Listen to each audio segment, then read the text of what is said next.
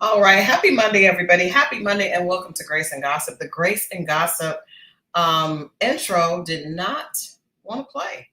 I guess it did not want to play, but that's all good. That's all good because you guys know tonight is Monday night, which is Grace and Gossip, and we have a lot to talk about tonight. So, number one, I'm going to let a few more people come in to the chat. Hopefully, you guys had a great weekend and everybody is off to a great week. Hopefully, your Monday was pleasant. Let me know if you're in the chat. Let me know if you're in the chat. Hey, just Angela, thank you for chiming in. Let me know who's in the chat, and if you guys had a good Monday. If you started off with a good Monday, my day started off pretty slow today, but I have a really big Tuesday. I have my Fox segment in the morning for those of you that tune in. So I have my Fox segment in the morning and another couple of meetings. So hopefully Tuesday will be, today was a little hectic, but I think tomorrow is going to be a productive day. So the week started off, now I can't complain. No complaints on the week, but remember, we can always turn things around. So if you had a trying Monday, Tuesday is an opportunity to get things right. We are talking about a number of things today. We have Real Housewives of Potomac that we have to talk about. I'm going to be reviewing the series again. I think I did that a couple of seasons ago, but we're definitely going to be reviewing the series because with all this going on with the Grand Dame going to jail, she's actually out now. I don't know if we're going to see a cameo of her this season.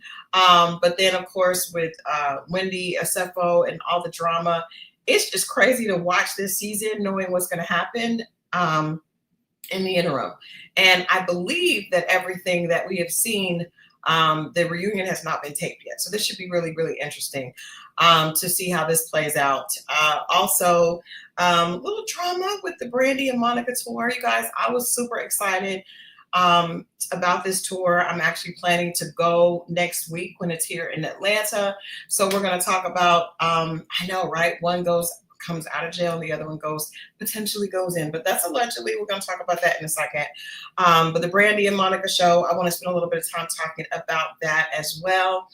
And then, of course, we talked about, hey, Tina, we talked about Belle Collective, but we talked about that Friday night with Mo and I, but I wanted to talk about it a little bit more tonight just because, from a female's perspective, I just really want to kind of dig into what happened and what we saw. And then Lateisha actually posted something in her stories I want to read that I posted it on the YouTube channel, but I also want to go through that and kind of give my thoughts on what she posted and what we're definitely probably going to see in this Friday's upcoming episode.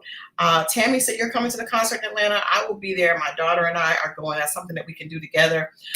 Since we are, but you know what? I have something else. I want to talk about something else quickly before we get into all the grace and the gossip. We're going to start with the grace tonight because there is a viral clip of Marvin Winans that is going around today. Today is the first time that I saw it, and I want to play this clip, and then I want to talk about my thoughts, and then hear from those of you that are watching the live chat. I want to hear what you think. If you are watching this on the replay, please chime in because I think we talk about entertainment a lot here, but I also share, I think my faith is a big part of who I am. And when you see things like this happening, I think it can really turn people off to the idea of faith. So let's watch this viral clip from Marvin Winans' church, and then let's talk a little bit about that. Giving faith and stand in unity with the vision of Perfecting Church of sowing this seed of $1,000 plus $235 and receiving the blessings to come to all that participated. Now that's only $1,200. Yes. Y'all not listening to what I'm saying. If you have 1,000 plus 1,000. Okay. Well, I'm gonna work on the other 800. Well, that ain't what I asked you to do.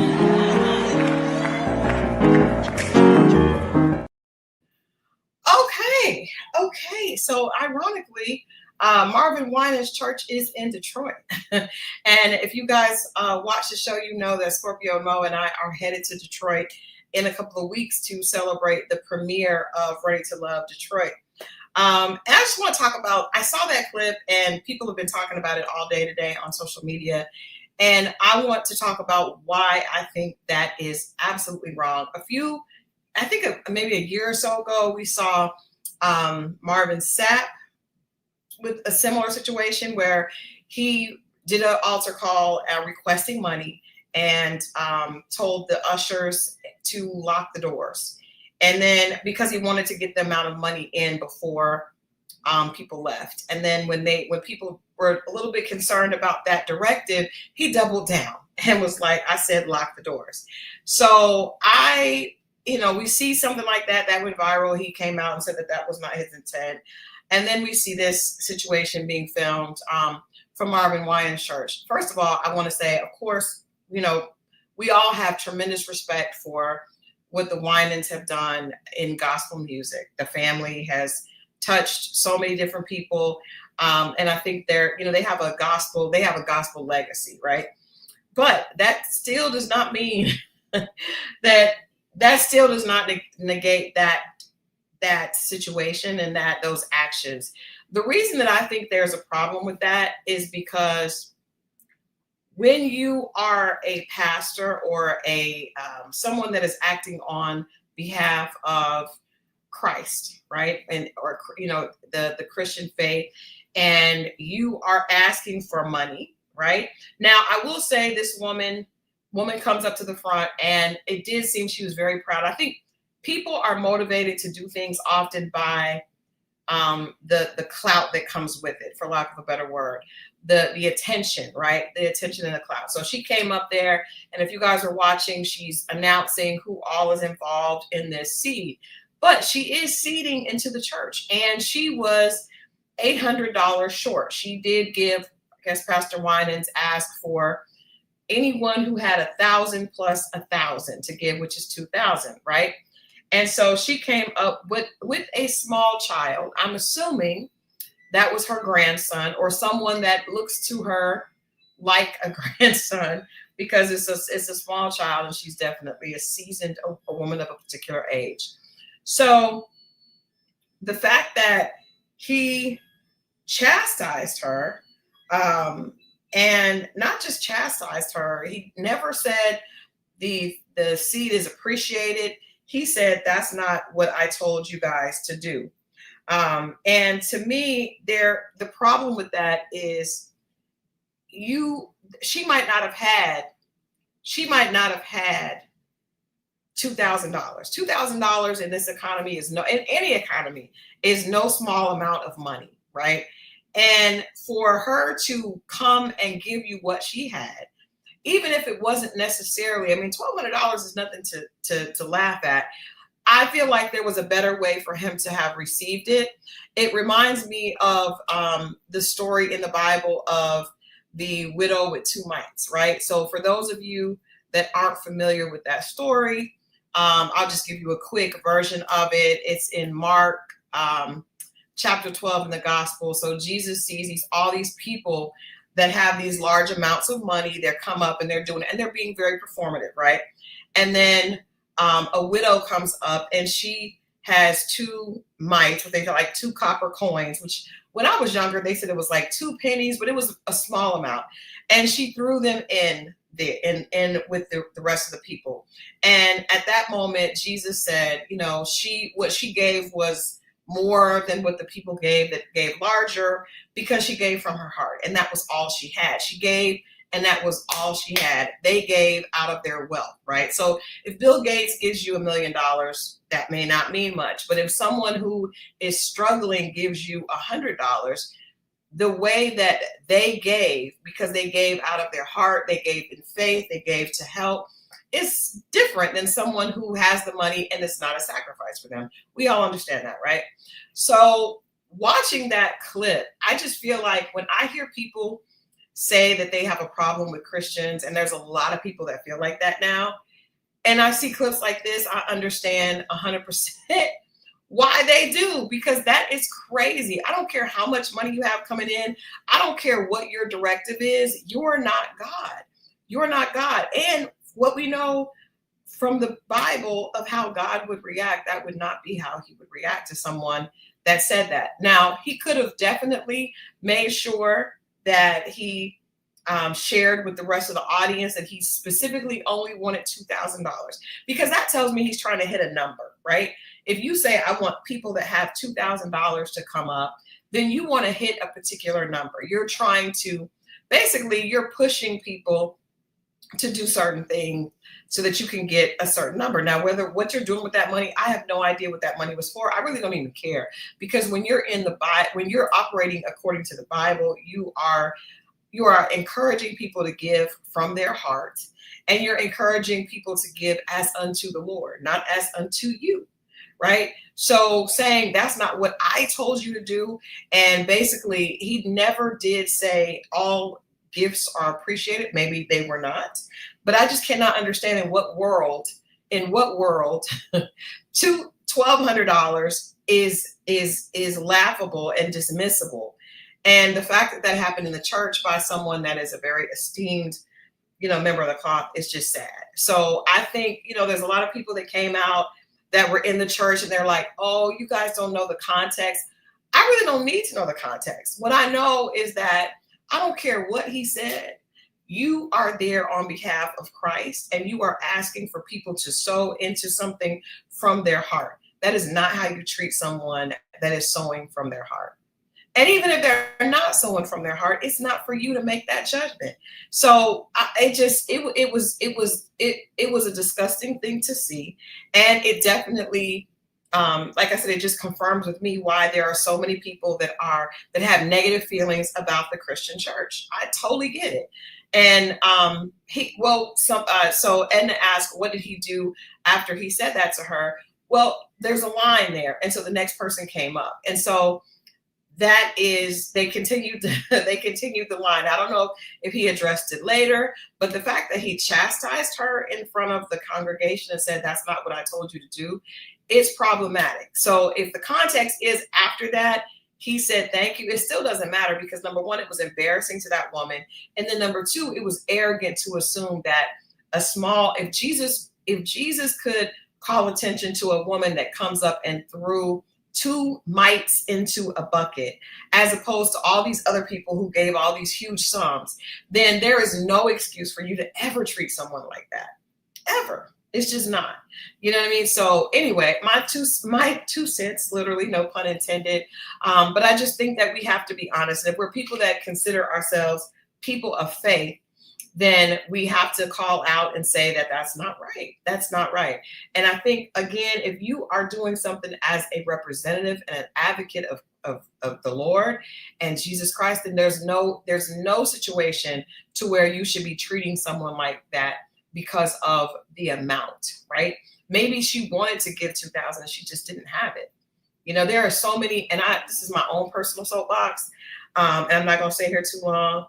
But I grew up in a single parent home with a mother that would constantly give, right? And there's nothing wrong with giving, but there were so many situations, not my personal situation, because after I got older, I went to different churches, but I did see churches. I won't name any pastors' names, but I feel like there were churches where you have a congregation full of single moms struggling to take care of their children. A lot of times the men are not present in the church. You have a church full of women, mothers, grandmothers, great-grandmothers, and the pastor is pressing down, leaning on them to give more and more and more every week. And a lot of these times, these people really do not have it, right? $2,000 is actually a lot of money. Not saying that people shouldn't give to the church, but the arrogance of it all, Tammy, I agree. It's just like how are you not able to be, first of all, thankful? And to me, that's when you're not operating in the spirit, you're operating in your own flesh. So not to do too much on the situation, but I just felt like, because that is a part of pop culture, and because I am someone that speaks from a perspective of having faith, I did want to speak to that. That is not okay. It kind of feels like, and I know that this is very different, but here on this channel, I don't always in fact, I very rarely do ask people over and over and over again to like and subscribe, right? And true, there's a reason my channel probably has not grown as quickly as it could have, or even as much, as it could have if I was constantly saying, hey, make sure that you like and subscribe. Make sure that you like and subscribe. Make sure that you like and subscribe, right? And I don't do that. But the reason I don't do that is because I appreciate the people that are here are usually here for the conversation. Could I do a lot better with doing that? But it's just something that feels weird to me when you have to keep threatening people. And, I'm not going to give this away unless you guys like this, unless you subscribe, unless you like, it feels like in church when people are like, okay, there's a certain amount of time. I remember there was a pastor when I was younger that told people if they didn't give, that God was going to take him home. And I never forgot that. I was just like, that is like emotional blackmail. You are emotionally manipulating people. And I feel like that's what Marvin Sapp did when he stood up and said, lock the doors. Like, you are operating as you are the authority, and you have totally forgotten how God operated and how Christ operated, and it's disgusting to me. So in any case, moving on, but I feel like that was shameful, and I hope that he does apologize. And I really feel like anyone else sitting in that congregation, people online should not be the ones holding him accountable. It should have been the congregation. The congregation should have been like, hey, that is not okay. That is not okay that a woman would come and give $1,200 and be chastised because it was not 2,000, right? At what point are we not grateful and thankful, and do we not have a heart for someone that wants to give towards whatever it is that you're asking for? Shame on you. So that is my perspective. We are going to move on and get back to the gossip, but I felt like that was a part of the grace. And I feel like it was horrible that Pastor Marvin Winans did not show grace to that woman who came to give towards the church. Edna said I would ask for my money back. I would definitely not. I would have snatched that check so fast. Are you kidding me? I would have snatched that money, because she had 1,000 from one part and then 200 from something else. And she was, that's how people do when, we just don't, you may not have the full 2,000. It's like, I'm gonna take a little bit from over here, and people are all contributing, but we didn't get the full amount. And how dare you? I would have snatched that back. Well, you know what? If it's not what you want, then give it back, sir. But you see, he made no motion. He made no motion to return the funds. If you're going to embarrass her like that in front of the church, what you could have said is, this is not what I asked for. Like he said, that's not what I told you to do, so here's your money back. But you see, the man of God did not do that. You know what I mean? So in any case, I'm going to move on, because I'm not going to speak negatively about him. But those actions were definitely not cool. Not cool at all. And I hope that he does apologize, because I get so tired of people saying things are taken out of context.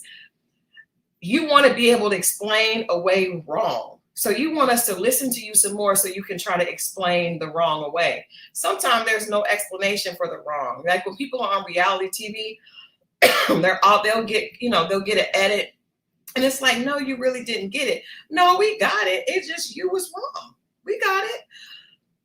we got it. You was just wrong. And you might have said something right afterwards, but what you said in that instance was wrong. Right? So anyway, moving on, let's move on to Brandy and Monica. Brandy and Monica, this is a horrible picture. We'll take it down. Brandy and Monica are finally on tour together. I feel like this has been a long time coming. I have numerous friends in the entertainment industry, and I was talking to a good friend of mine that was a part of like radio promotions back in the 90s.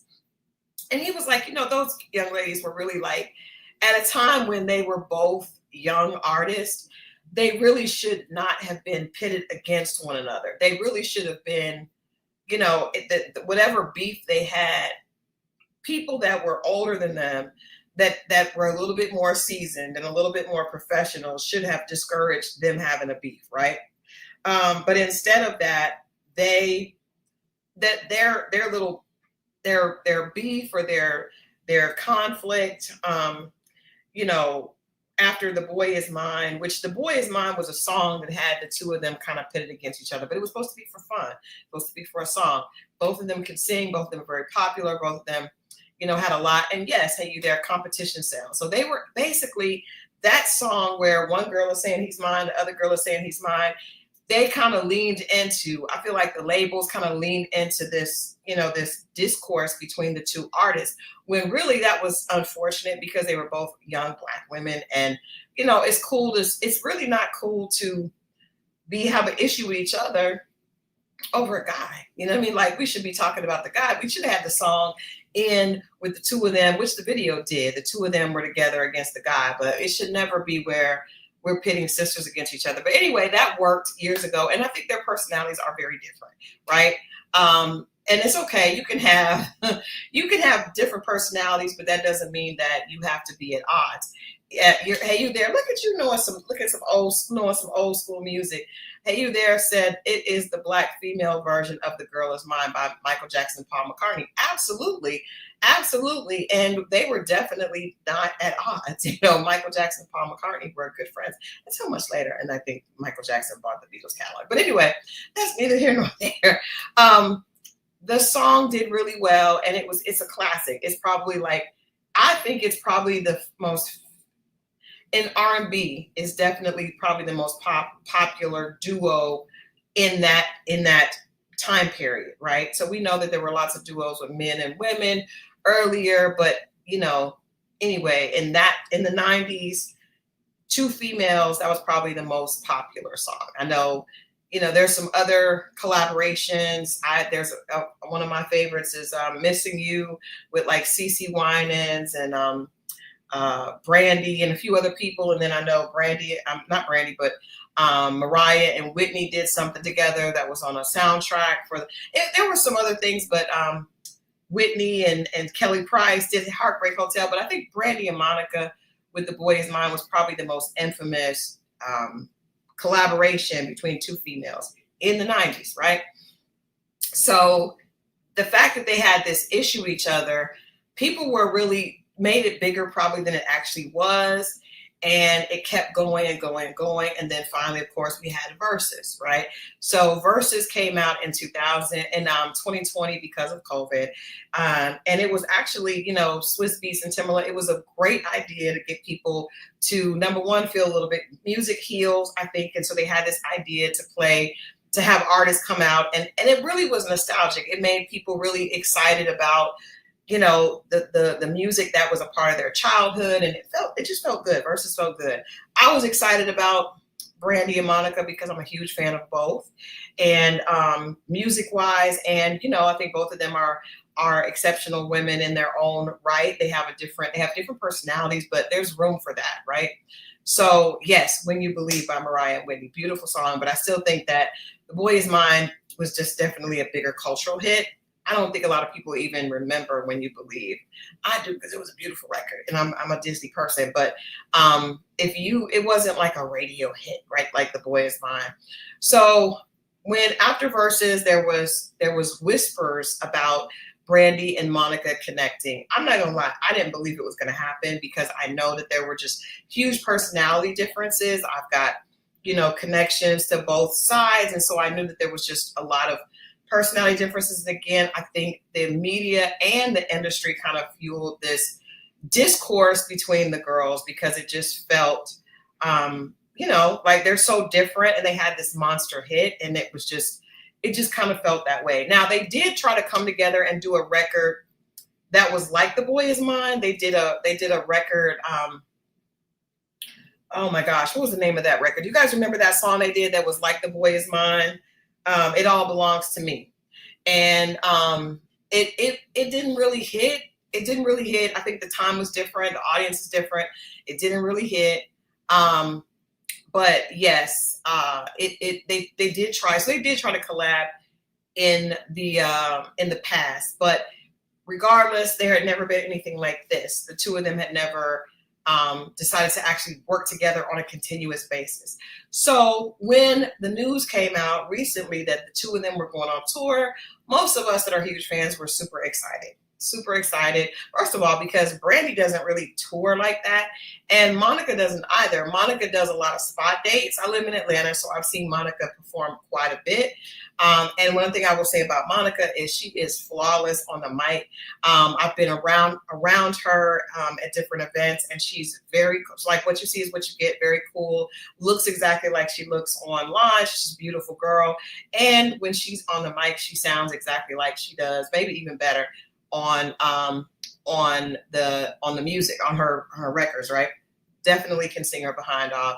And she has toured, but I'm saying she has not done like her own tour, is what I'm saying. She's like done shows, but I haven't seen her do like her headline a tour, right?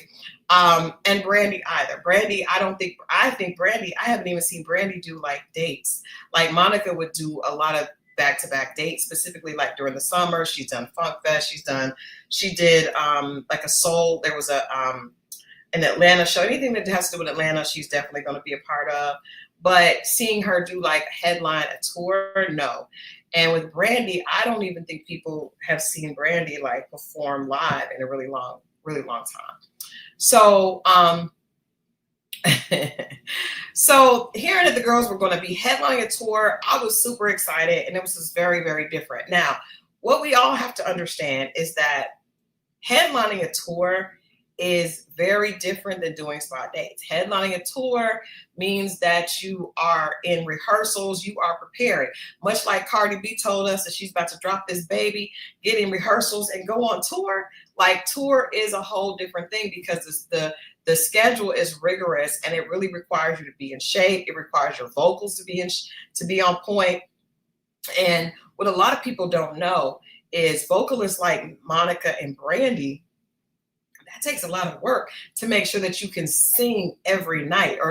They're probably not doing it every night, but there are some back-to-back shows. But you're doing it at a pace that's very, very continuous, and it can be very strenuous on your vocal cords. So you have to really be in great shape, right, in order to do that. I think we see Beyonce and we see Chris Brown do it, and we assume that it's easy, and it's really not, which really speaks to the magnitude of their talent and their commitment to their craft. You can't just get up and like perform and headline a tour without being in shape for it. So both of the ladies had to prepare for that. Now, brings us up to present day. So the tour started a few days ago. I think this was the third night of the tour that there was a huge mishap, and Brandy ended up walking off the stage. There's footage of her doing that. She walked off the stage, and at the time that she walked off the stage, she said the sound wasn't right. She said the sound wasn't right, and she walked off. And the show ended abruptly. And from what we see in the videos, Monica comes out and ends the show. Now, ironically, Brandy walks off the stage, and all this happens before the finale, where everyone can see The Boy Is Mine, because that's the whole reason you go to this concert, and you want to hear Brandy's hits and you want to hear Monica's hits, but you really, really, really want to hear a live version of The Boy Is Mine, right? You really do. Like, that's the part. The Boy Is Mine. That is what you want to hear. That's the record that started this all. That is the goal, is get to this finale of hearing this record, right?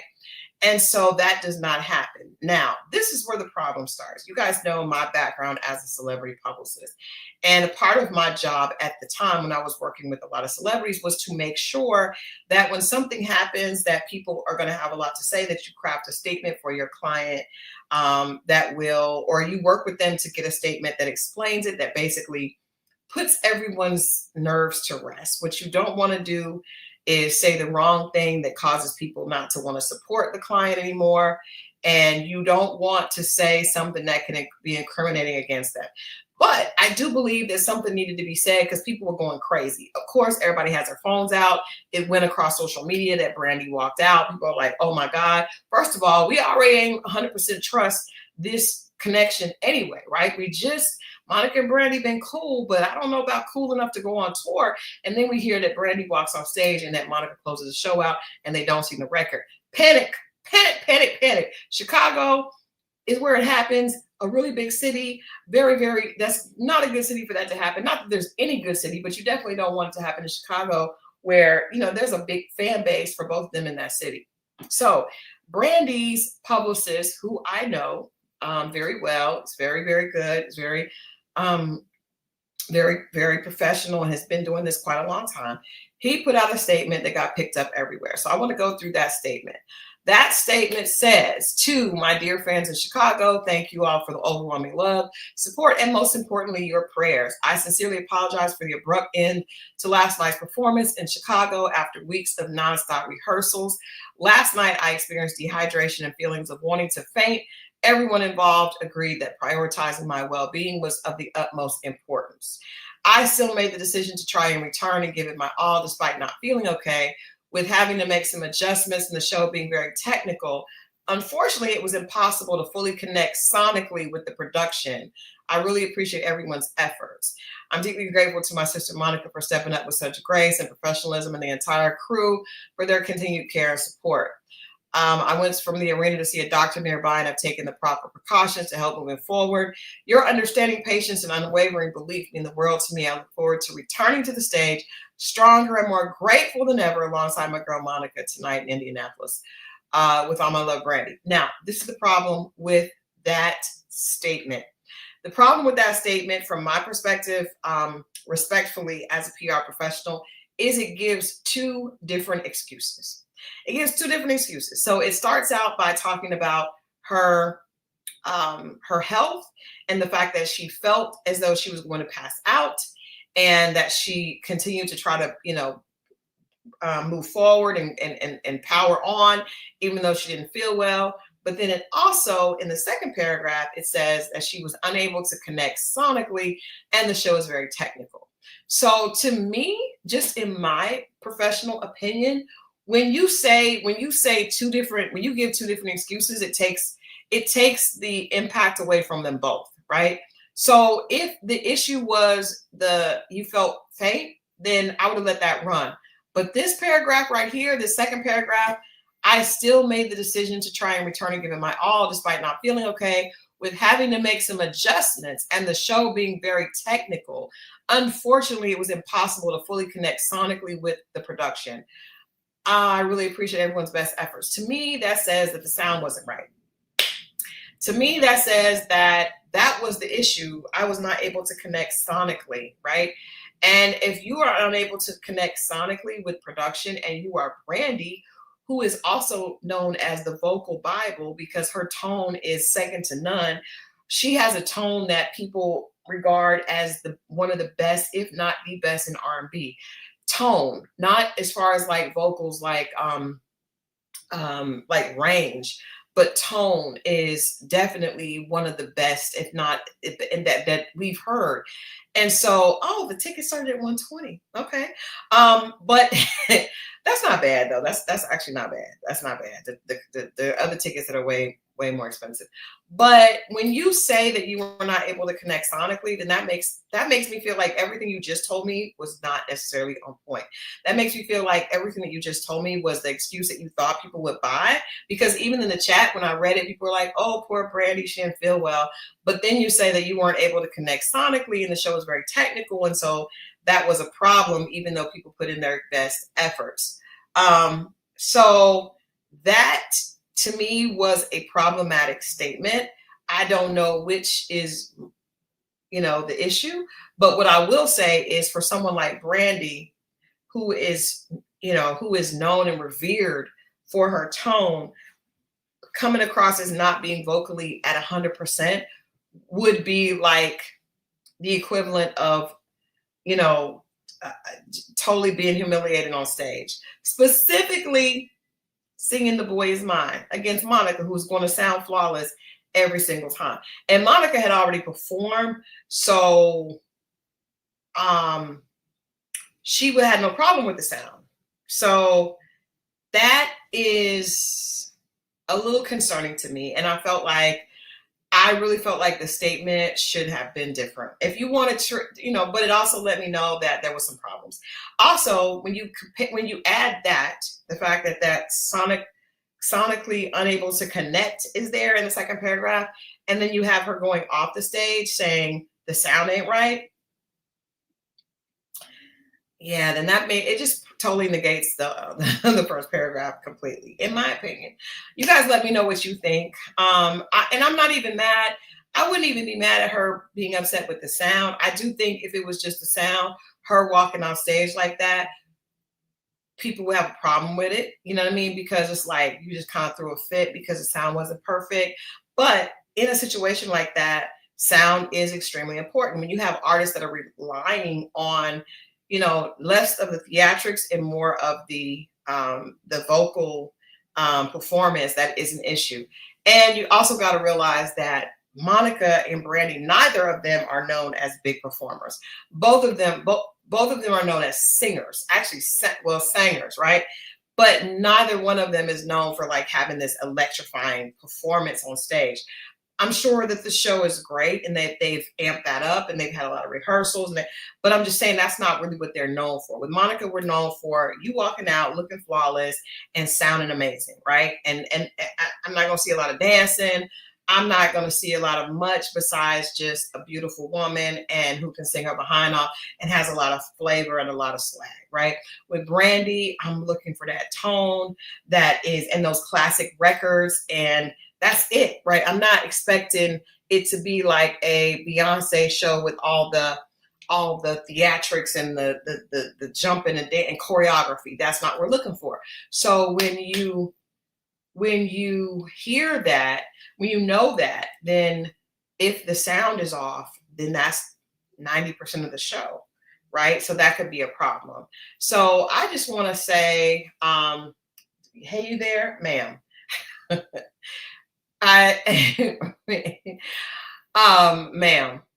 I do want to say that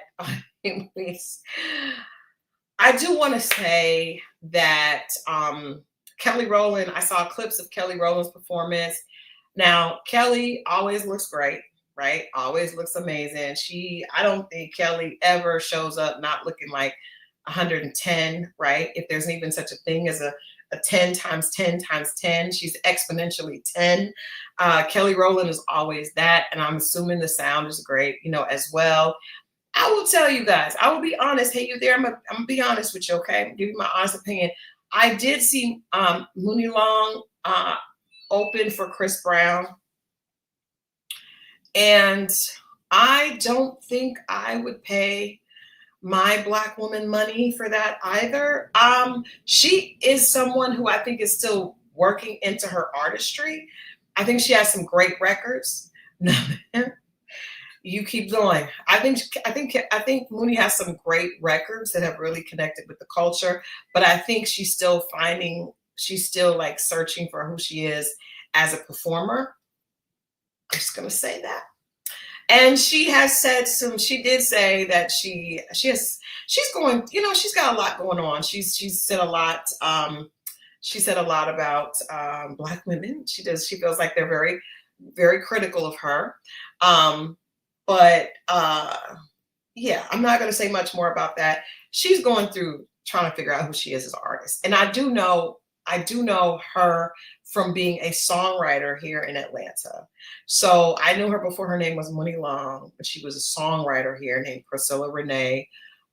So I think going from being a songwriter to being a full artist and having just a huge record like that, the record that she had, and I can go on and on. That record was so big, and it was so, you know, it connected so big with social media that it almost forces you to be further along than you may be, as far as like, you know, the stage performance and everything, because the record was so big, she had to be on the road to enjoy it, or to actually, you know, capitalize off of it, right? So she has a couple of huge records, and she's got great records. I just think that she's figuring out her performance vibe. What does that look like? Because from what I saw, the Chris Brown show, we hadn't figured it out yet. It was still under construction. That's what I'm going to say. So I think she has good records. I think she's trying to figure herself out as a performer. I think Kelly Rowland is the epitome of performing. But I still think at the end of the day, people really wanted Monica and Brandy. And because those are the headliners and those are the ones that people, that is who sets the tone for the show. And that's what people wanted to see. So I hear that they were back on stage and everything was great tonight in Indianapolis, I believe. I'm still planning to go here in Atlanta. I'm interested to see. I will definitely bring you guys back my take on things. I'm interested to see. Yes, Kelly is performing by herself. Hey, you there?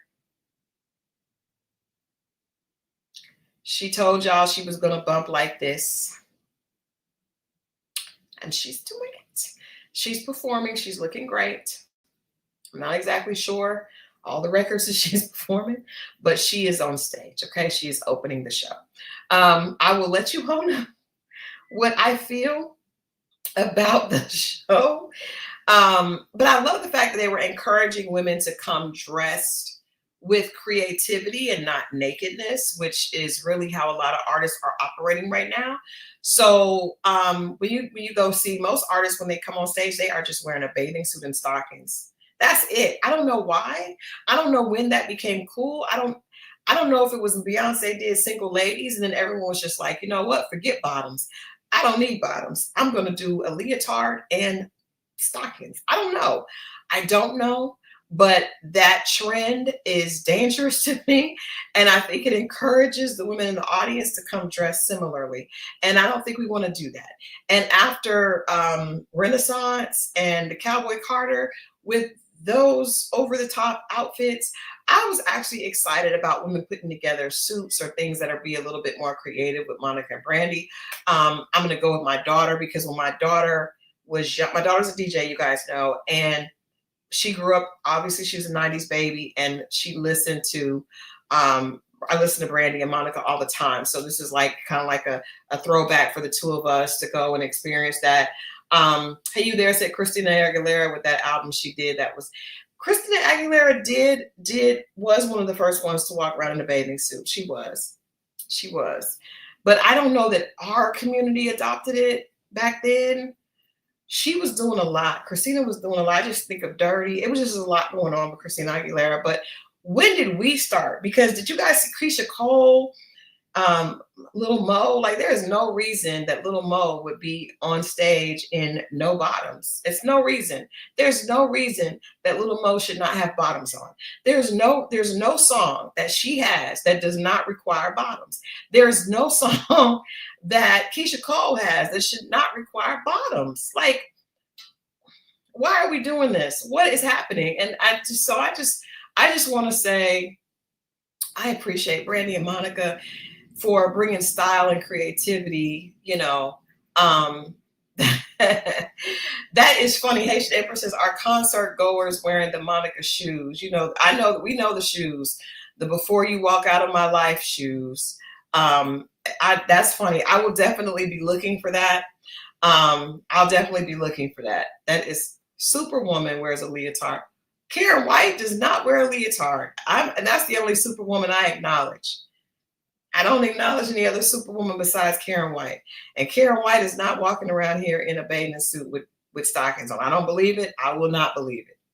I will not. You are going to have to show me some proof for that. Superwoman as in the cartoon? Yes. Okay. All right. Wonder Woman wore a leotard. She did. She does. But that is not what we need to be doing. Again, there is no, Lil Mo got a song called Superwoman. Okay, yes, she does, but that does not mean she needs to have on a leotard. I see how you tried it. But it's still, I'm not accepting it. She does have a song called Superwoman, which I like, with Fabulous. I love that collab, but it does not require her to be in a leotard. I don't think so.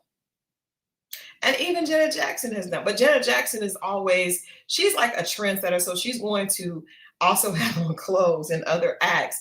Some of these people are not. Shaka Khan. Are y'all telling me that Shaka Khan is out here in a onesie? I mean, in a bathing suit? I'm not talking about a onesie. I'm talking about a bathing suit with no pants, with no bottoms. No bottoms. Are you saying that Shaka Khan is out there in a bathing suit with no bottoms? I'm gonna have to bring this up to Mo and Corey on the Run That Back podcast. I hope not. I refuse to believe it. I need Shaka Khan to have. Now she can have on a onesie, like with with leggings. I saw Evelyn Champagne King on with a cat suit. I took my uncle to a throwback show and she had on a cat suit. But I'm not going to accept Shaka Khan in a bathing suit with heels. I'm not going to accept that. And I'm tired of everybody else doing it. No, no, and no. Escape is doing it. Like, I don't, people need to just put on pants. Put on pants. What are y'all doing? And they don't even have on leggings. They just be in a whole bathing suit with stockings, with the performance stockings. Ashanti's doing it. I stop it. Stop it. Just put on some bottoms. Everybody put on bottoms, please. For the love of God, put on some bottoms. So thank you to Brandy and Monica for actually, dressing like women with style. Shaka Khan does look good, but she needs bottoms.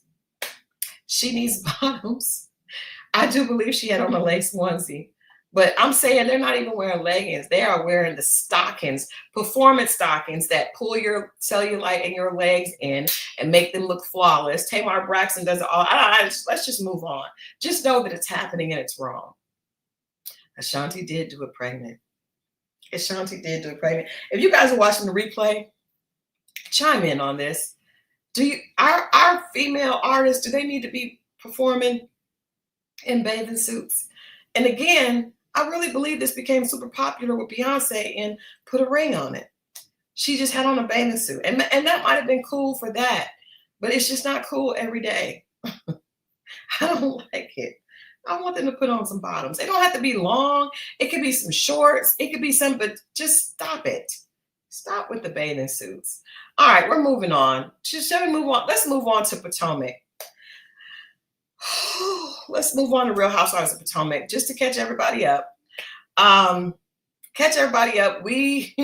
Everybody was excited about Potomac coming back, unfortunately, because Karen Huger was in jail and people wanted to know what was going to happen. The first episode, the premiere for season 10, we have Giselle thinking back to Karen, and saying that she's wondering how Karen is doing.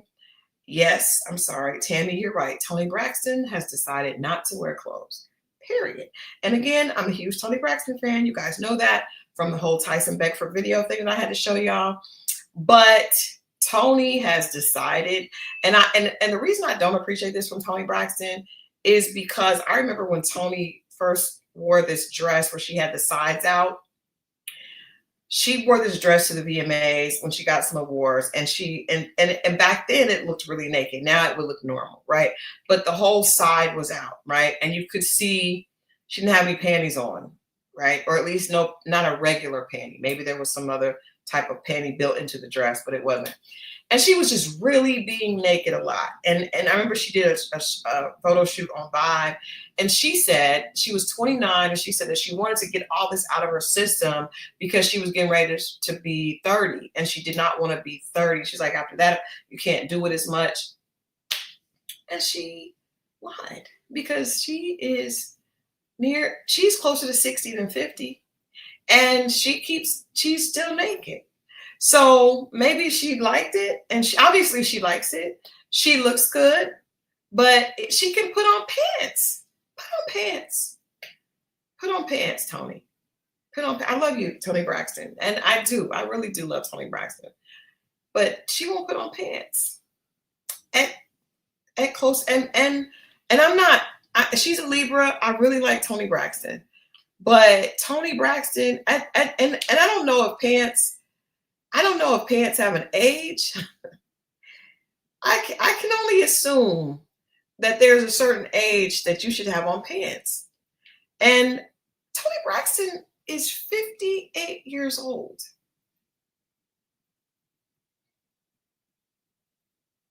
That's got to be the age. I don't know. I love Toni Braxton. Ain't nobody better not never seen nothing bad about Toni Braxton. But there are some questionable decisions. Number 1, Birdman. Number 2, pants. And that's all I have to say about that. Number 1, Birdman, questionable. Number 2, pants. Edna says that trousers do not have an age. I beg your pardon. I beg your pardon. Again, I'm not saying you have to cover everything up, but Okay. All right. Moving on to Real Housewives of Potomac. I'm sorry. Let's move forward. Real Housewives of Potomac comes back. Karen's in jail. Giselle is sad about it, or so she says. And everything seems fine at first. Ashley is finally divorced and assuming that she's reblooming, but Ashley's foolish. However, I'll tell you who's having the situation that's causing me some problem before we even get to Wendy. Stacey. Stacey came on last season, as a former QVC model who definitely has the look, right? She fits right in with the ladies with the beautiful look. However, she came off as a little odd. This season, she's totally unhinged. I don't know where Stacey came from, what planet QVC is on, but Stacey, every episode, and we're on 3, Stacey is saying things that I'm shocked.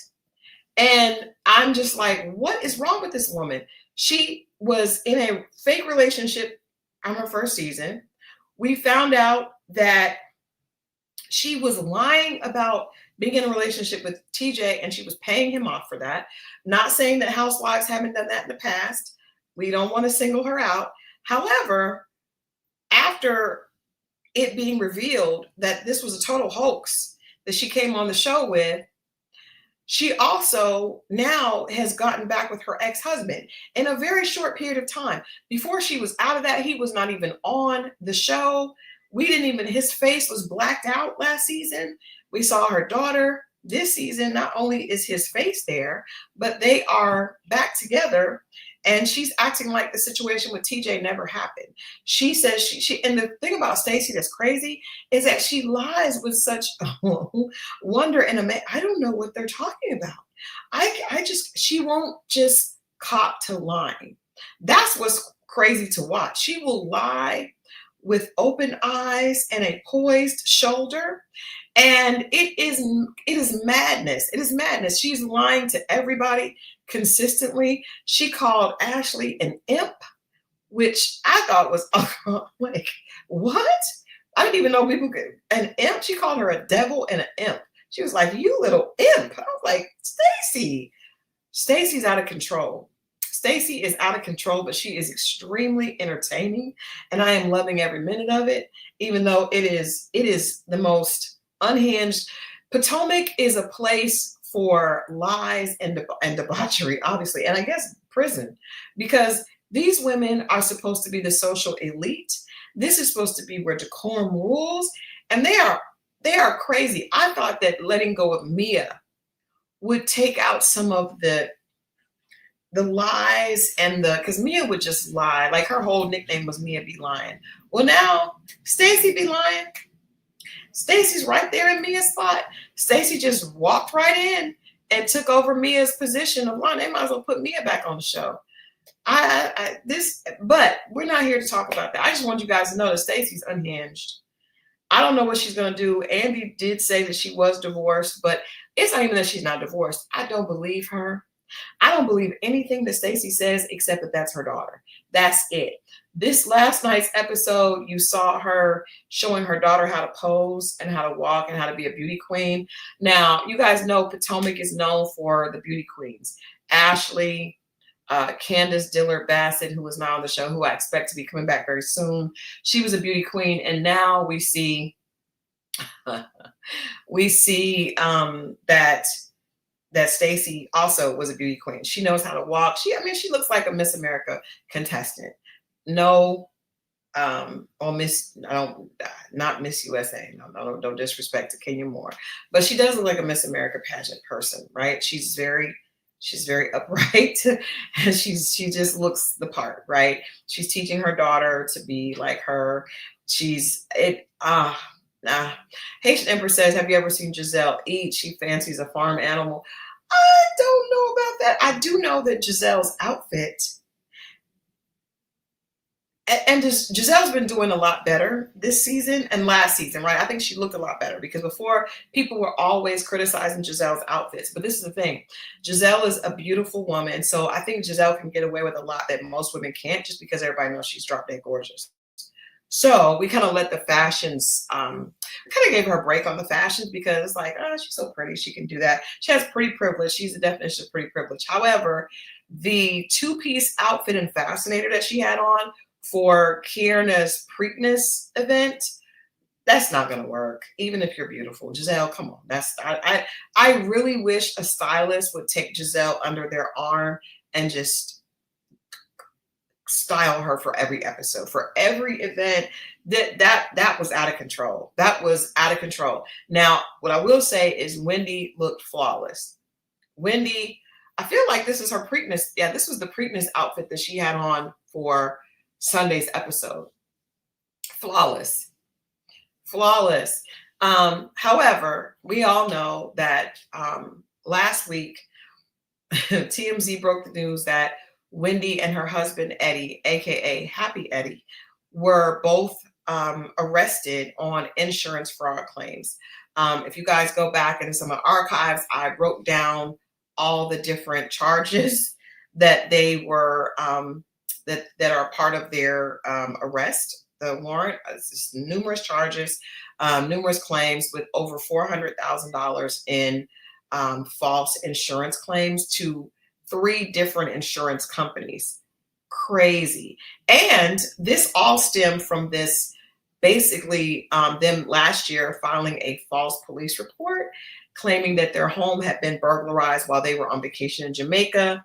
The police didn't believe it, obviously, as they did a lot of research, and they were able to come up with all types of things, including the fact there was no camera, there was no footage of the theft. The house was burglarized, but there, for some reason, the cameras weren't working.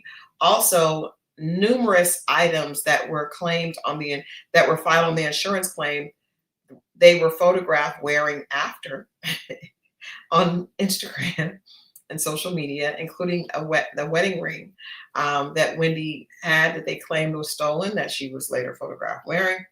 It was pretty wild, right? It was pretty wild. Now, I do hear, hey, you there, that Happy Eddie was starting a business. He is a lawyer. We know that Wendy is a professor and also a political analyst. And, she does a lot of things on television, and she's just a high pro. She has her PhD. She's, very high profile. In fact, her tagline says that she represents higher education. Since last week, Wendy did resign from her position at the university that she was a professor at. And also what's interesting is I was actually scheduled to interview her this week because she hosted a Nigerian parade. And so her publicist was doing outreach for her. And so I was going to do an interview with her, which I was looking forward to. And so I reached out after all this happened. And of course, I was not given a response. I asked the publicist if they have a statement, and the publicist did not respond. But Wendy resigned from Wesleyan University 6 days ago. And yesterday, in preparation for last night's episode, Wendy put up a post on her Instagram page.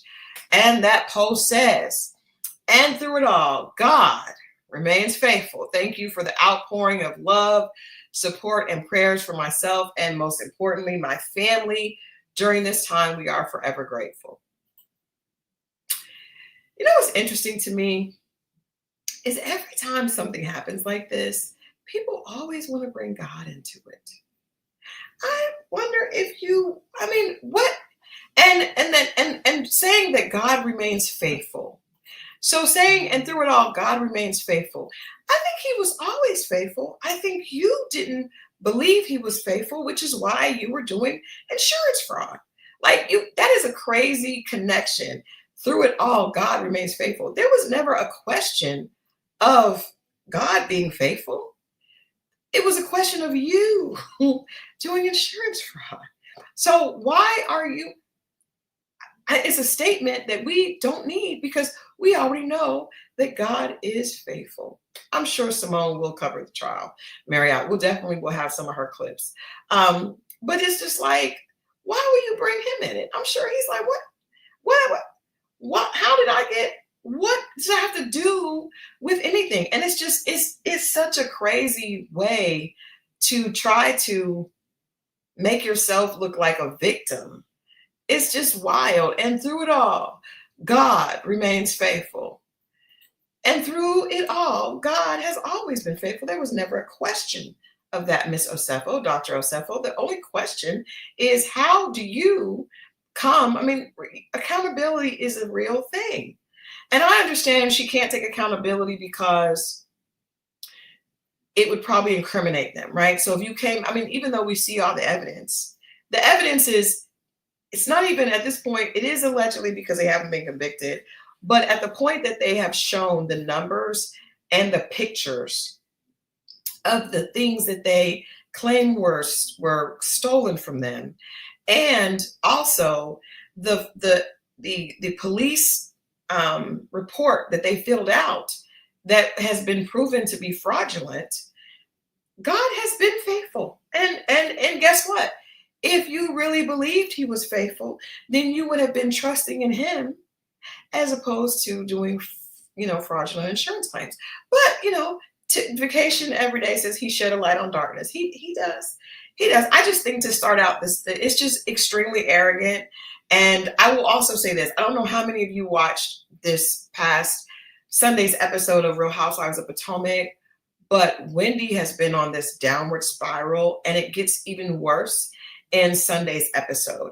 In Sunday's episode, she shows up to meet Kierna, who I'm going to talk about in just a minute. She shows up to meet this little beauty right here, Kierna. And she is wearing like something that looks like, what was that movie that Reese Witherspoon did? Where she was the lawyer that dressed like a Playboy bunny, kind of like. She's wearing something that looks like Reese Witherspoon would wear it in that movie. Legally Blonde.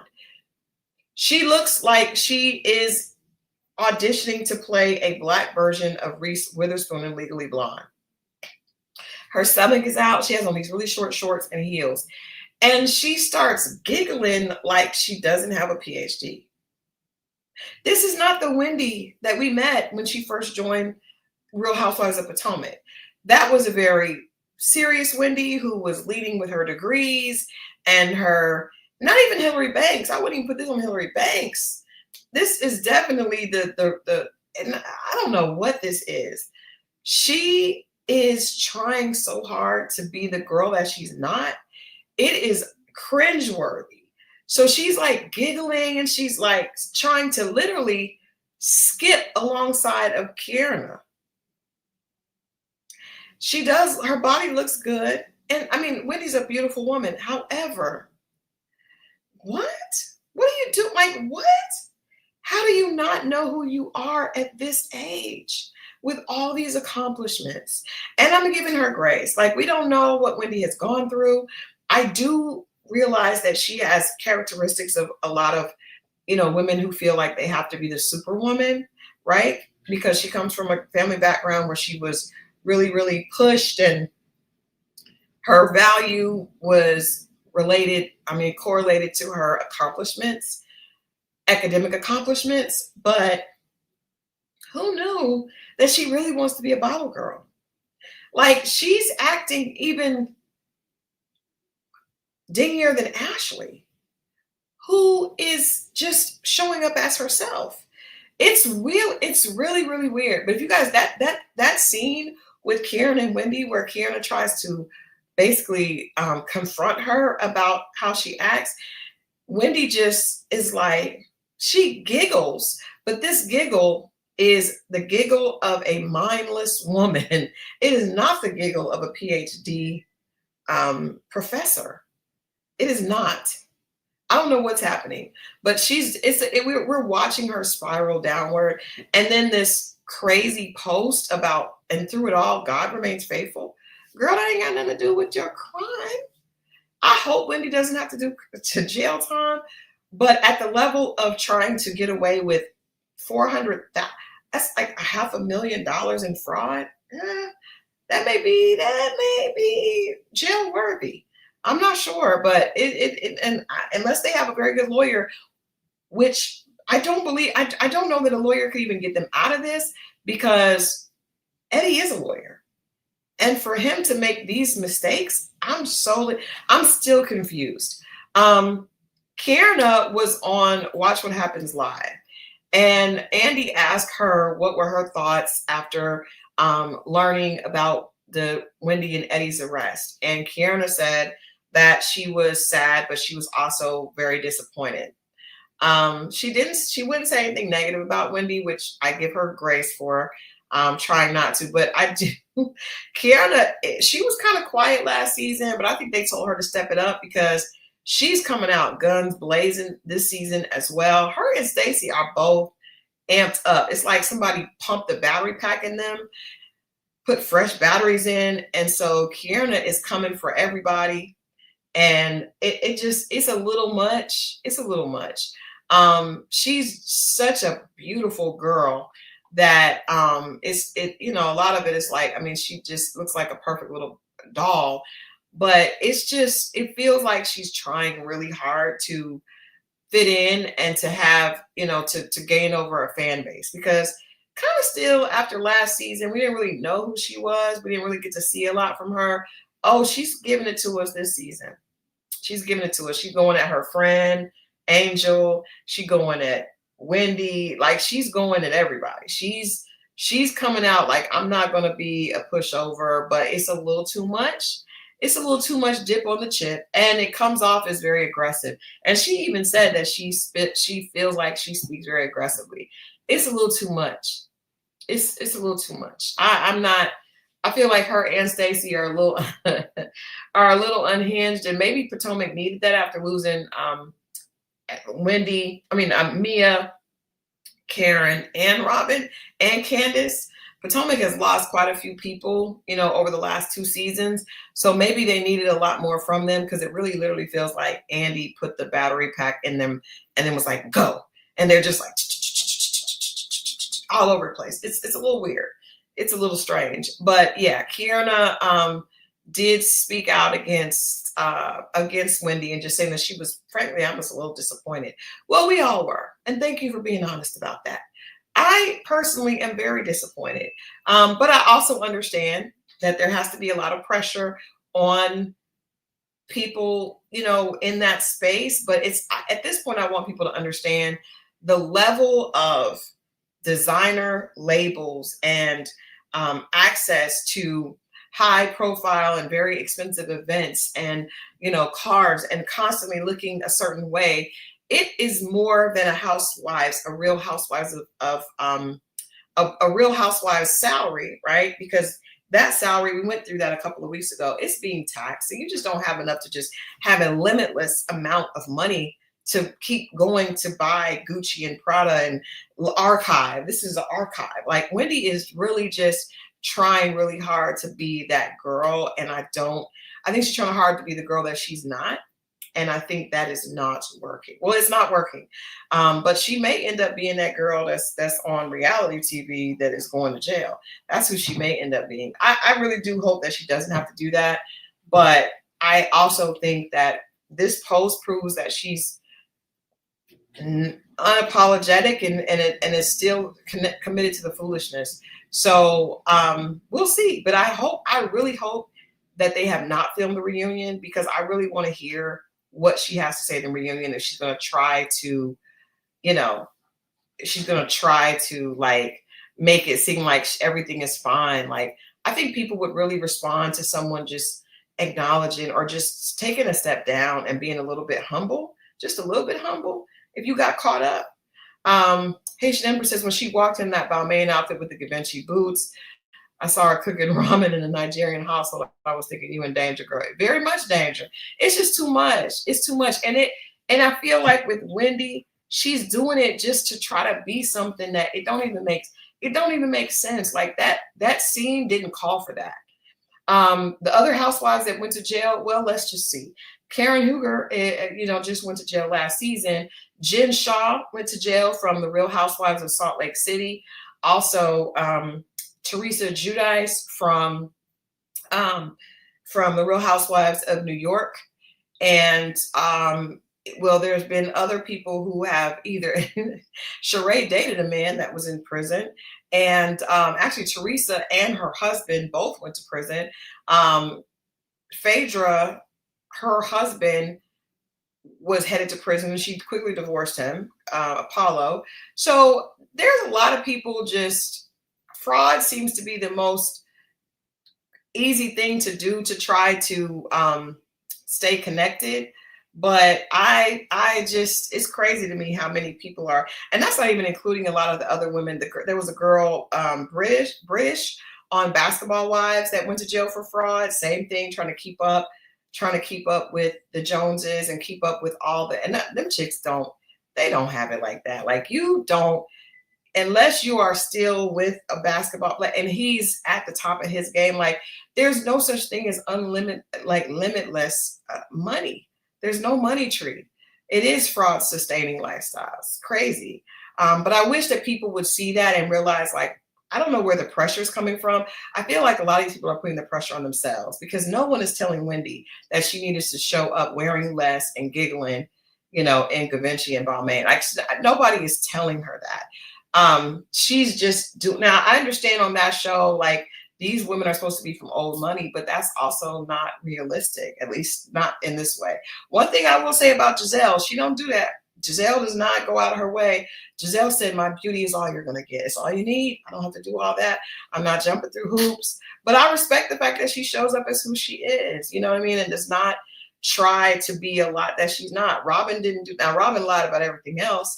But I just feel like when you see people that are trying really diligently to keep up with others, that always goes wrong. Haitian Empress said Karen often wore Amazon pieces. Well, good for her. Good for Karen. Unfortunately, she was drinking and driving while wearing them. So there was still an issue. So, yeah. I just, there's a lot of issues, and it seems like there's a lot of pressure.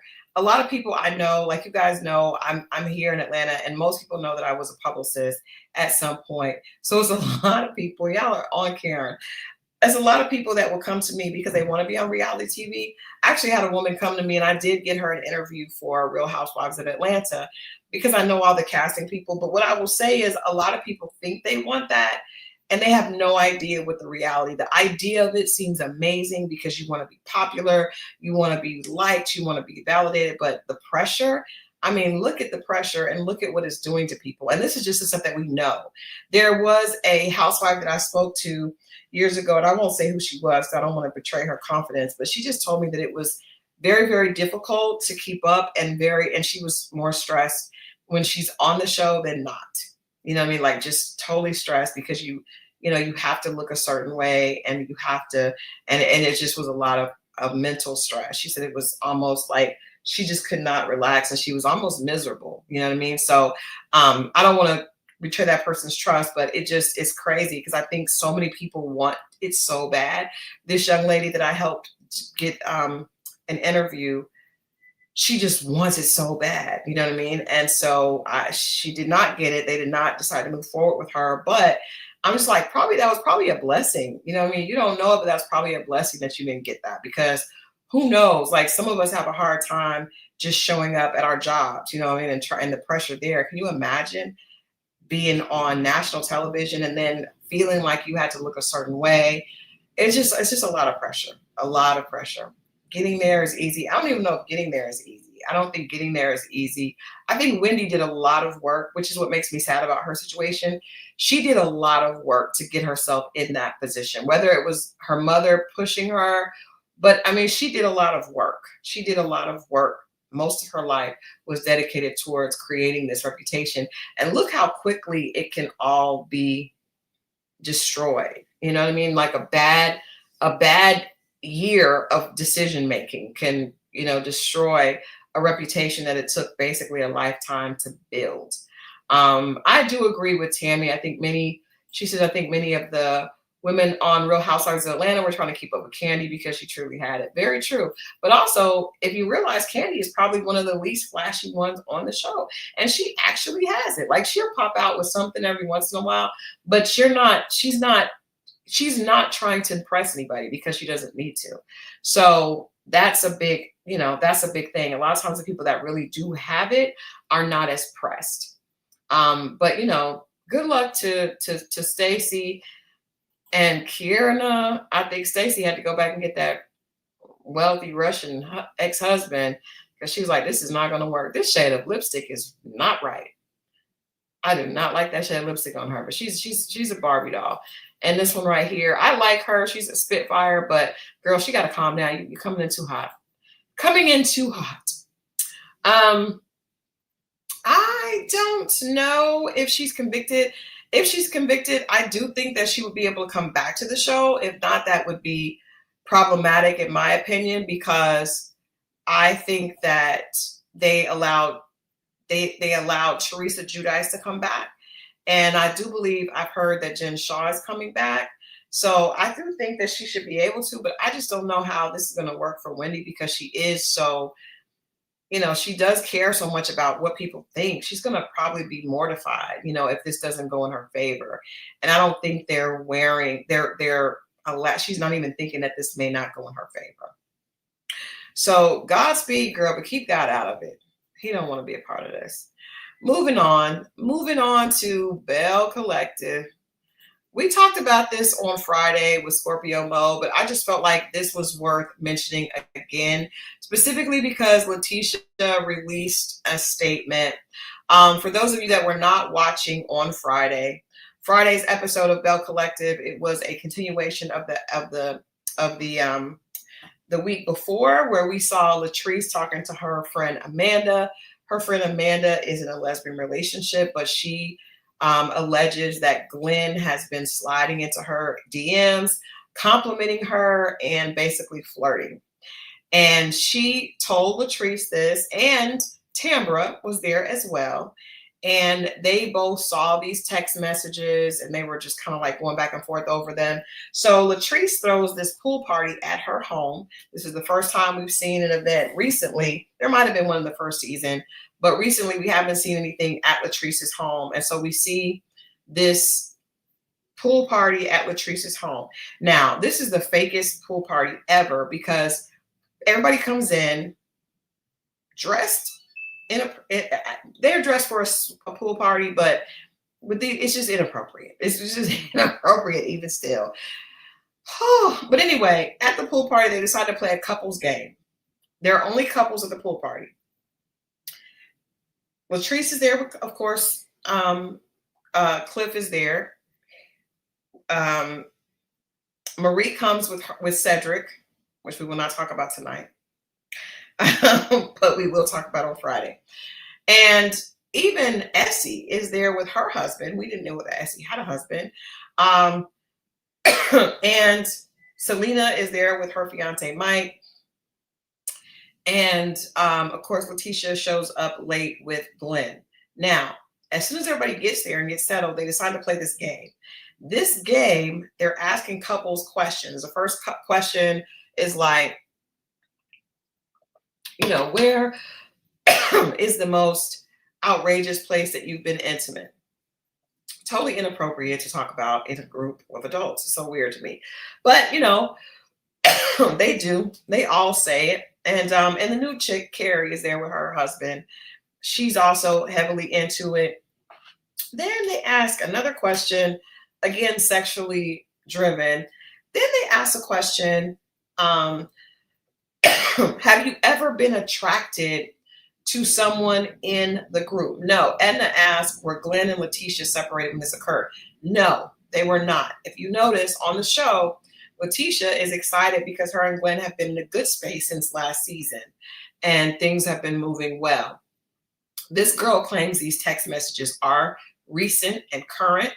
And so when the question at Latrice's house, under Latrice's supervision is asked, have you ever been attracted to someone in the group? Everybody's looking around like, what?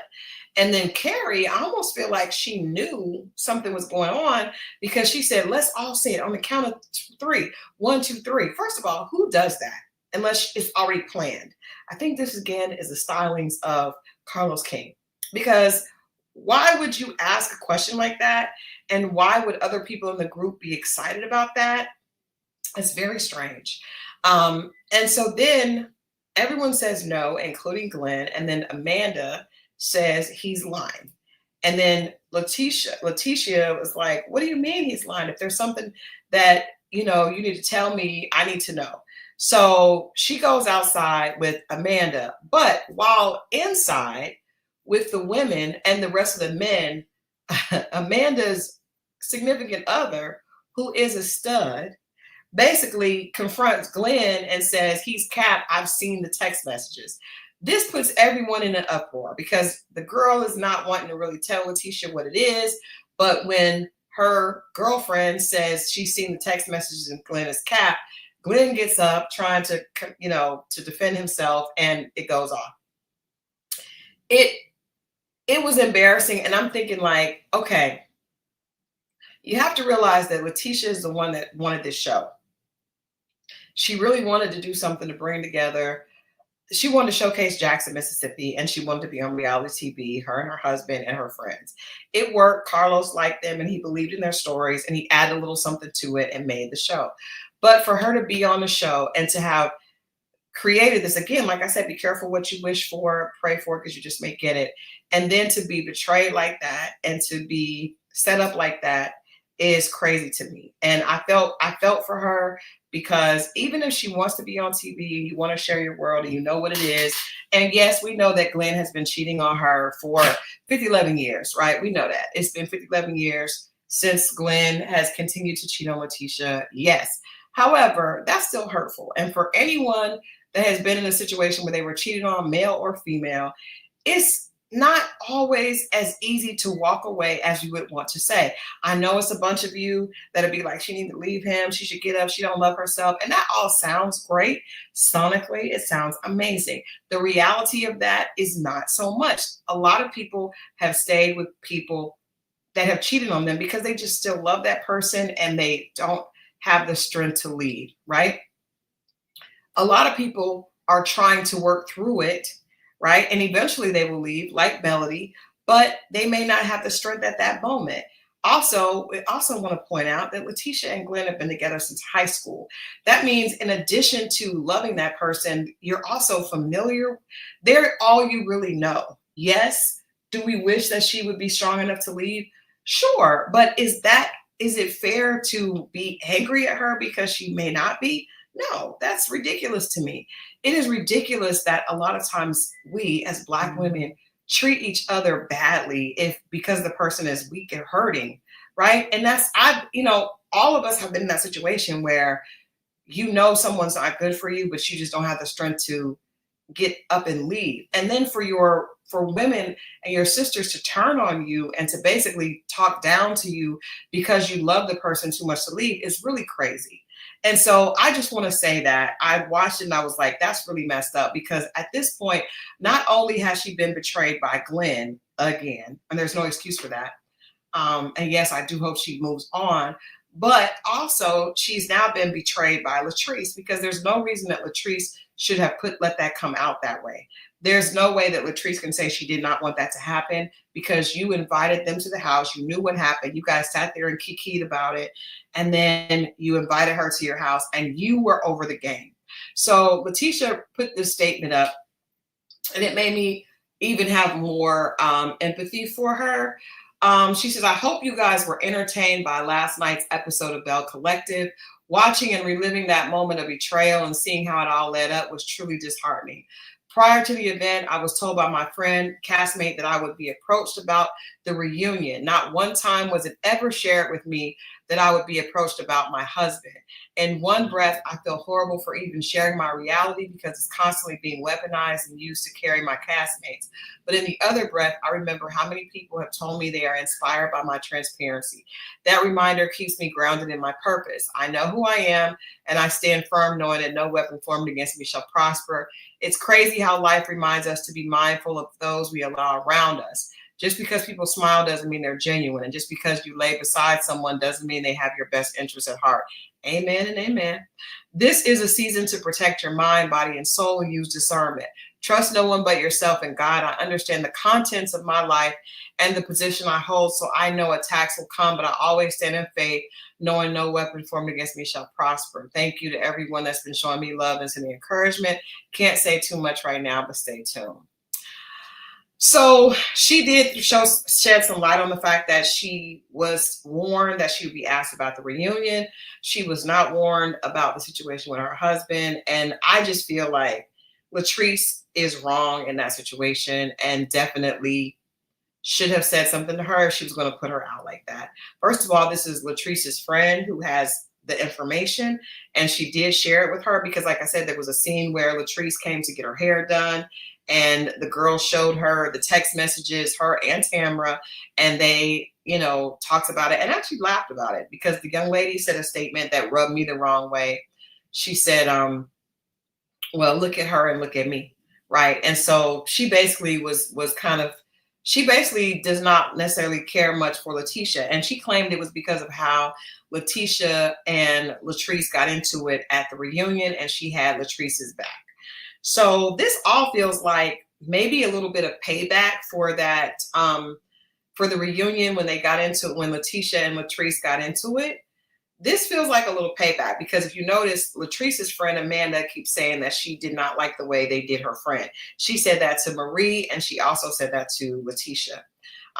But I just think that at the point that you're talking about someone's husband and clowning it, that to me is below the belt. Now, as I said in my post, none of this is possible without Glenn. So Glenn is a true culprit to me because he's the one, if you as a husband give other people the opportunity to basically like you have a bow and arrow and you are handing out arrows and allowing someone to shoot your wife with them, then you are the culprit. You're the culprit. You are the problem. Because if you have a man that respects you and loves you, then this won't even be a possibility. The women wouldn't even have anything to use against you in that way. But the fact that he is handing out weapons for people to use against you it means he needs to go. He needs to go. And I think from what she said, from that statement, she said, if you guys notice, she said, just because people smile doesn't mean they're genuine. Just because you lay beside someone doesn't mean they have your best interests at heart. That leads me to believe that she gets that it is Glenn is the bigger problem.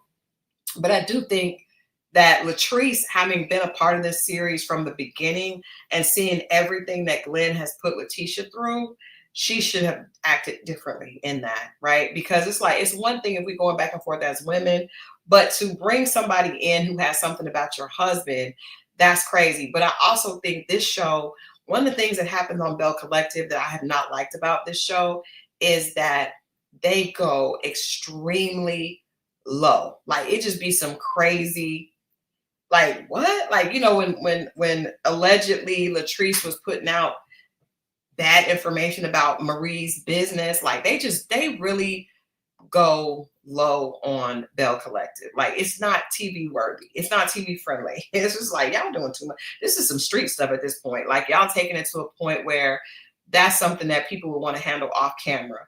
It's gutter snipe behavior. Yes, Haitian Empress is gutter snipe behavior. So in that regard, I feel like it's really not cool. But I also think that when you put yourself on TV, especially when you put yourself in a marriage on TV, knowing that your husband has a reputation for being a cheater, it's inevitable. It's going to happen. And so this keeps happening, and Latisha is not going to stop being embarrassed unless she gets rid of the problem, which is Glendale. And I hate to say that, but it's just true. She got to let it go. You know, I don't like to tell people that they should not stay in a marriage, because marriage is sacred. And when people get married, they stand before God. But at the point that a person is consistently cheating on you, and they have embarrassed you publicly numerous times, that person doesn't, that their love for you is not just that love is not, it's not right. You know what I mean? I don't even think that's love. That's something else. I feel like he's comfortable with her, and and she's familiar, but he doesn't respect her at all. And maybe he cares about her, but he does not love her, because love does not treat someone like that. It's too much. It's just too much, and it's too consistent. And you see how, I just don't even like how the producers did it, because you guys see how happy she was. They let this season open with her saying that marriage was in a good place. She was feeling good. She's trying to seduce him. He's acting like he likes it. And then he's, you know, telling other girls their pressure in the DM. And if he's saying that to that chick, he's saying it to a lot of other chicks as well. So we just want to send some love to Lateisha, and some strength. Let's send her some virtual strength, because I really do hope that, you know, she's in a better place now. We know this was filmed, you know, last year. So hopefully by now she's in a better place. But what I do know about hurt like that, betrayal, like she said, watching that, it had to hurt all over again, because she didn't know that the women had been kikiing behind her back. And, you know, I don't know if she knew exactly what Glenn was saying to the lady. We'll find that out next week, what these text messages said. But I just hope that she has some strength, and that she's staying prayed up, and she really is, you know, got some people around her that are real friends and real sisters for her. I know she has a lot of people that don't know her, sending her, you know, be strong stuff, but that's different than actually having real people that you know, that love you, to have your back. Strangers can be a source of strength, but I think for you to really be able to move forward, you really need women around you that love you, that got your back. So we hope that she has that. And I don't know how much lower this season can go. You know what I mean? Like, that was crazy. I don't know how they will ever be friends again. But like I said before, Latrice was clear in that reunion, that, and even last season, that these women are not her friends. And so that's more than clear in how she handled the situation with Lateisha, that she does not consider her a friend. And she said that this girl, Mandy or Amanda, is her real friend. So I would take that and move accordingly. Once you show me who you are, I don't know, I don't care about no brunch. Like, I don't think we'd be able to brunch anymore. I think that would be the end of that. And so I just wanted to say that, get you guys' opinion on that. I think we all have experienced being in something that we were in too long. Maybe you experienced that when you were young. Maybe you experienced that in middle age. Maybe you experienced that later in life, but there's no one on God's green earth that is not. And if you haven't experienced it, it's on the way. It's on the way. Trust me, if you have not experienced it, it's just because you haven't gone through it yet. But there's no one that will escape. If you are in relationship and trying relationships, now if you hide from it all, maybe you can escape. But if you've tried to be in a relationship, there's nobody that escapes without feeling betrayal, and that does not escape without making some mistakes, right? And so how dare we judge somebody else because of the timing, right? And say, well, this person should have left there. I will say this, sometimes, you know, I know people who have left at the very first time the other person was caught cheating. And that was a hard road to hoe as well. You know what I mean? Like, that doesn't mean it's going to be all good just because you leave. That doesn't mean the heartbreak stops just because you leave. You know, that is the beginning, you know, of healing, but it's sometimes a very long road and journey to healing, right? And so I think it's just extremely hypocritical for people to be so angry and so hateful to someone, not because they're treating someone wrong, but because they love someone that's treating them wrong. It's like, how are you going? And a lot of times we do that, specifically as Black women. We're so mean to each other because if we see weakness, we've been taught that weakness is something to hate and despise in each other, as opposed to try to support. And we need to stop that. So I just want to say that. That's why I really wanted to talk about this, because I don't know where that comes from.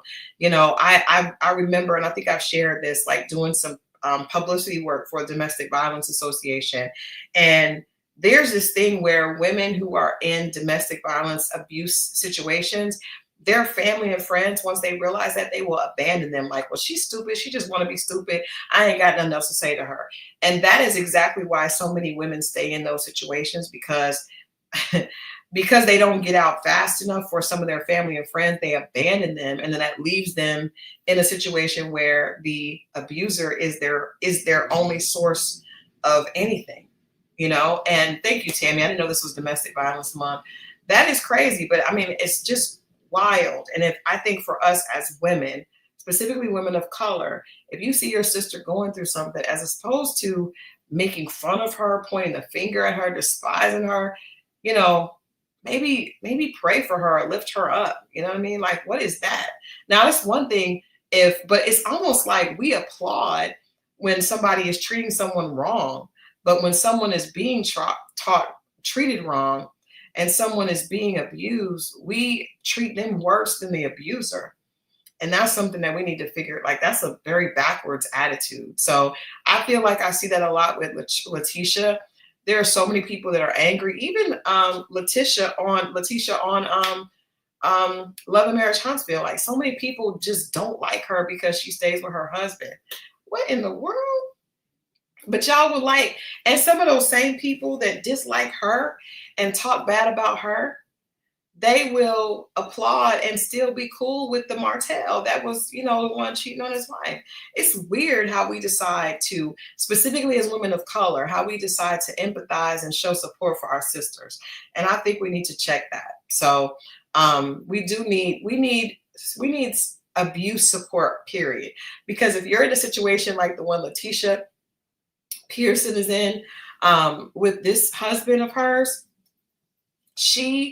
that is mental abuse. He is constantly cheating on her and then constantly coming back and really does not want to let her leave. That is mental abuse, you know, especially for something like this. You hitting on people within the circle.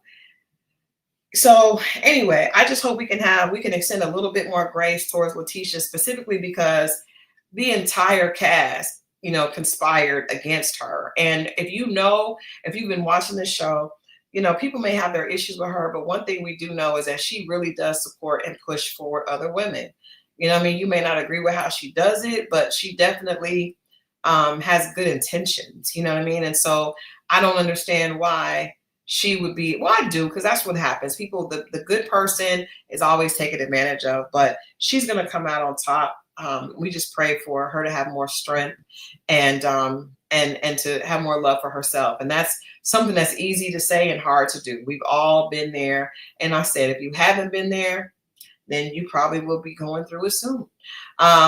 Marriott says she has conspired against Latrice. I mean, they all did stuff to each other, you know, in the past, but I just think this is a little bit past the point of, like, this is a little below the belt, just in my opinion. Let me know what you guys think. If you guys don't agree, it's all good. We're just having a conversation here.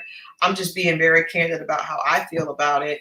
But yes, Nola agreed. The abuser wants you isolated, and that could be mental, physical, it's anything. You know what I mean? It's anything. They want the person to have to rely on them. And if there are men that will tell women, oh, well, you can't get anybody else, especially if you've been with them since childhood, since you were a teenager, you know, you're a whole woman now with a child.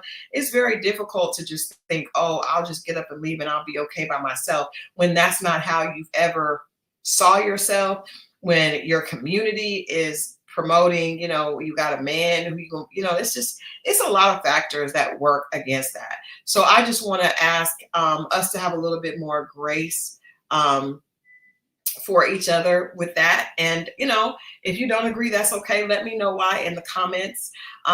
We are going to get out of here for today, but we're going to be back. I'll be back on Wednesday with Dating Diaries. Mo and I will have a male guest. We're going to be talking about Love is Blind and kind of finishing up on the breakups, like some of these breakups that were ridiculous, that were hard to watch. You know, what is there a right way to break up with people? Is there a wrong way? Is there a such thing as being toxic? a toxic breakup, or are all breakups painful and toxic? Let's talk about it on Wednesday. You guys be here at 8 o'clock. Like I said, we have a very interesting guest. He's been a friend of ours for years. And he's excited to have a conversation about relationships. He has a lot to say. So be on the lookout for that. And then, of course, on Friday, we will be coming back with updates on Ready to Love and more Belle Collective. If you are watching this channel, you guys know that Mo and I are headed to Detroit on November 7th for the premiere of Ready to Love Detroit. It's going to be interesting. So you guys make sure that you're tuning in so we can keep you updated on all the things that are coming in as we prepare to head to Detroit. And then we will definitely let you guys in on that premiere and talk about it the following day. So Love is Mimi said, I've known someone in the exact situation since high school. It took her 32 years to break free.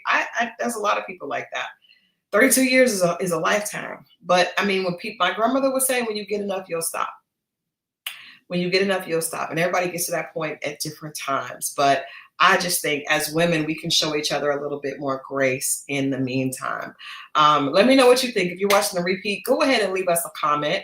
I know you have something to say about either Pastor Marvin Winans, or Brandy and Monica. What do you think about Brandy's curated statement about the sound and her exhaustion?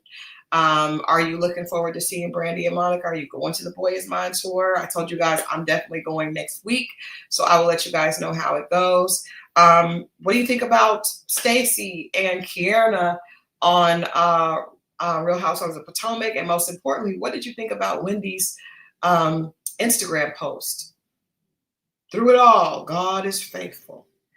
What do we think about that? What do we think? And lastly, of course, do you have empathy for Lateisha, or do you think that this just is a part of what comes with reality TV? Let me know what you think in the comments, and check it out Wednesday at 8 o'clock for Dating Diaries. Okay, remember, it's Monday, so that means you have time to change your week around. If things didn't go well today, you got an opportunity to take things a totally different direction for tomorrow.